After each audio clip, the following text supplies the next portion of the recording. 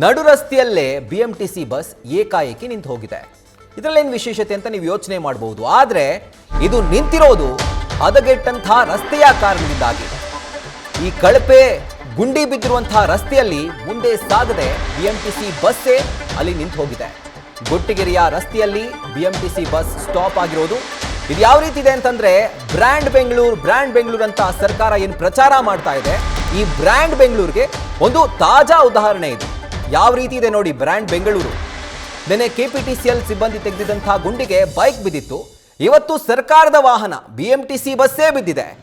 ಇನ್ನು ಯಾವೆಲ್ಲ ರೀತಿಯಾದಂತಹ ಅವಾಂತರಗಳಾಗಬೇಕು, ಯಾವೆಲ್ಲ ರೀತಿಯಾದಂತಹ ಒಂದು ಅವಘಡಗಳು ಸಂಭವಿಸಬೇಕು ಗೊತ್ತಿಲ್ಲ. ಈ ರಸ್ತೆ ಗುಂಡಿಯನ್ನು ಮುಚ್ಚೋದಕ್ಕೆ ಡೆಡ್ಲೈನ್ಗಳ ಮೇಲೆ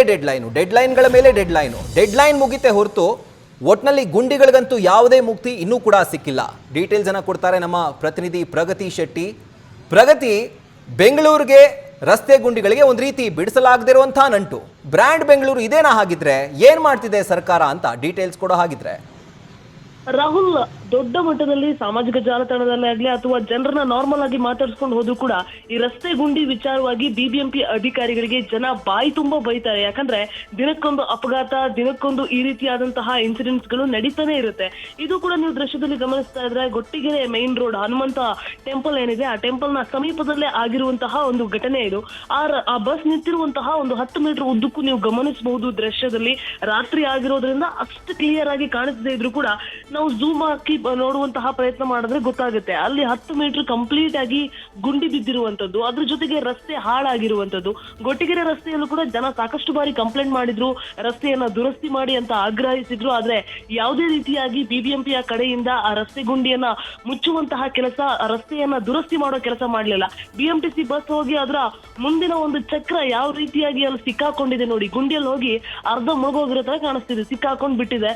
ಬಸ್ ಮೂವ್ ಮಾಡಕ್ ಆಗದೆ ಆ ಬಸ್ ನ ಅಲ್ಲೇ ಪಕ್ಕದಲ್ಲೇ ಒಂದು ಕಲ್ಲೆಲ್ಲ ಇಟ್ಟು ಆ ಬಸ್ ಇಲ್ಲಿ ನಿಂತಿದೆ ಅನ್ನೋದಕ್ಕೆ ಒಂದು ರೀತಿಯಾಗಿ ಬೇರೆ ಬರುವಂತಹ ವಾಹನಗಳಿಗೆ ಇಲ್ಲಿ ನಿಂತಿದೆ ಅಂತ ತೋರಿಸೋದಕ್ಕೋಸ್ಕರ ಒಂದಿಷ್ಟು ಜನರೇ ಕೃತಕವಾಗಿ ಒಂದಷ್ಟು ಸಿಗ್ನಲ್ಸ್ ಗಳನ್ನೆಲ್ಲ ಹಾಕಿರುವಂತಹದನ್ನ ನೀವು ಅಲ್ಲಿ ಗಮನಿಸ್ತಾ ಇರಬಹುದು.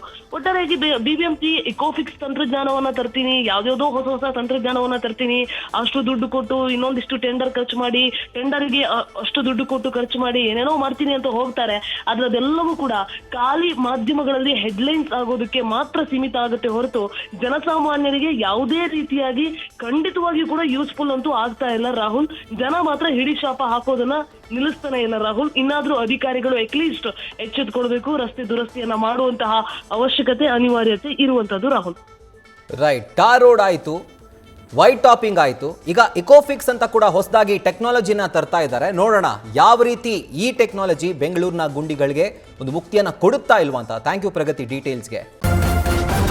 ನ್ಯೂಸ್ ಫಸ್ಟ್, ನಿರ್ಭೀತಿಯಿಂದ ನಿಮ್ಮ ಪರವಾಗಿ.